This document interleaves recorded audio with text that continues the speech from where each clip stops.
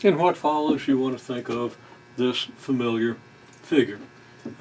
You actually had a piece of wood cut into shape something like that one represented, represented here. And you know that on each side you can form a triangle where we have right angles here and here.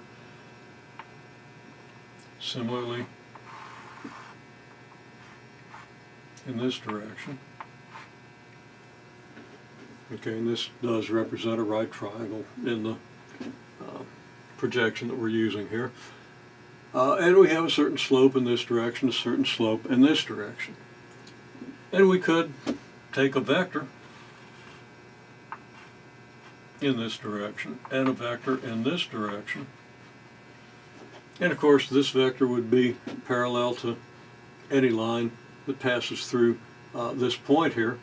We could take these two vectors and form their cross product to get a normal vector, and use that normal vector along with the coordinates of this point here to get an equation of the tangent plane. Okay, an equation of the plane that you see along the top of this object.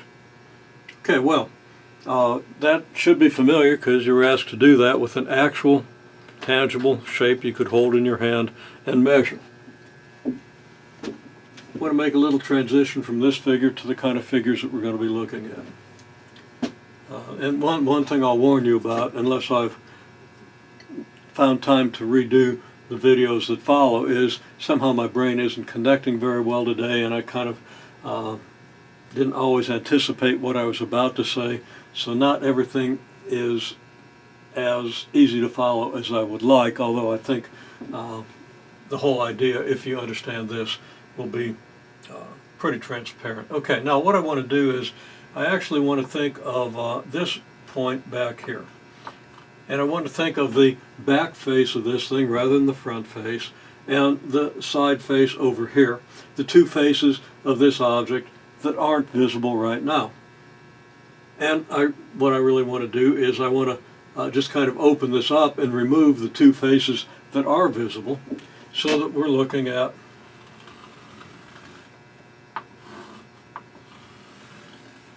this face back here,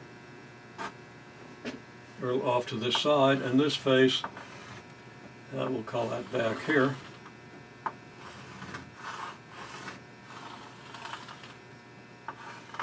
And viewing this as a back wall and a side wall.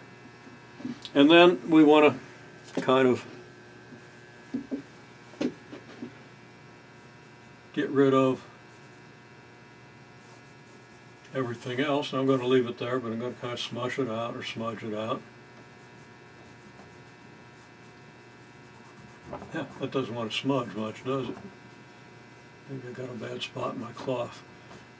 Looks like I'm going to need some liquid to get rid of that. Anyhow, okay, so we regard these original front faces as having been removed so we can view the two faces that were not originally visible. And of course, everything we did with those two front faces we can do with these. We can sketch a segment parallel to this base at a right angle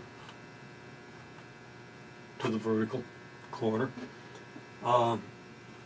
and this triangle here. Now these triangles would be congruent to the two triangles that I just erased. We have a slope in this direction, a slope in this direction. And now if we regard this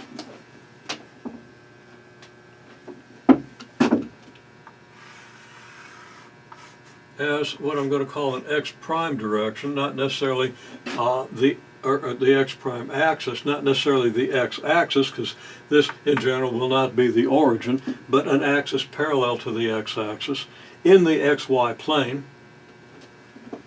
And this axis here as a y prime axis, an axis parallel to the y axis, but not necessarily, and in general not through the origin. Then we have a good picture of how this figure is oriented. And among other things,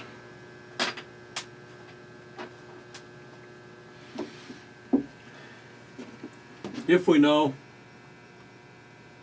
well, if we know all the dimensions of this object,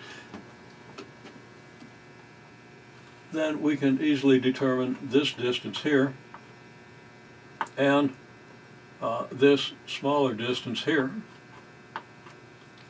The distance that gives us the rise between here and here, that's this one, and the rise between this point and this point would be this distance. Now the way this is drawn, the rise here is negative, so we could actually make that a directed line segment, or directed arrow, in other words a vector. We make this one into a vector. So we have a rise here, we have a rise here. From this point on the graph.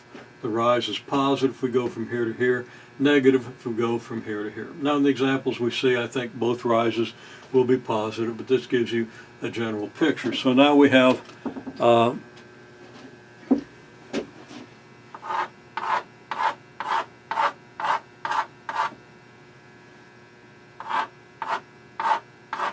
a few more lines parallel now to our x and our y axis, and hopefully a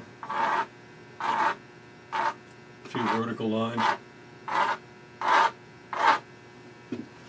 Make it look a little bit like two walls, but with these segments up here. And I'll also note that this plane is now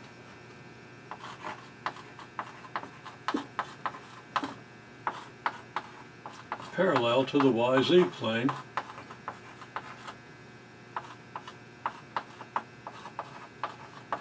and the x value is constant everywhere in this plane. That's going to be very important. Okay, and in this plane,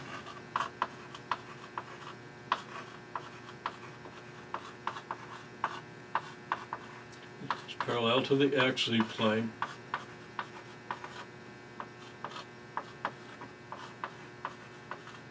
And the value of y is constant. And finally, that we can form two vectors, looking for a piece of chalk that's rolled under an obstacle, okay, that I could draw a vector here, let's say, and a vector here. And these vectors are tangent to the plane, or within the plane of the top of the original object. Okay, so these are within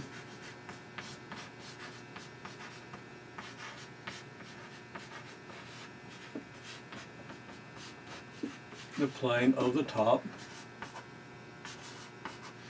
So we could form their cross product, get a vector normal to the top, knowing the dimensions. For example, if you've measured the dimensions of the object, or if you're given a function to evaluate to get the vertical coordinates of these points, you can then easily obtain vectors along this direction and along this direction. Do that cross product and so forth. And you were, of course, asked to do that very, very early in the course. So, if this is our point x, y, 0, any value of x and y, this point would be the point x, y, z. And if we're representing a function of two variables, z is in fact a function of x and y. So that this point would be a point on the graph of f of x, y, z, and this line segment here would be part of a line tangent to the graph of this function at this point, as would this line segment here. These vectors would be tangent in these respective directions, and the plane that we get would be what we call the tangent plane, and that's really kind of what we're going, that's where we're going, that's what we're looking at.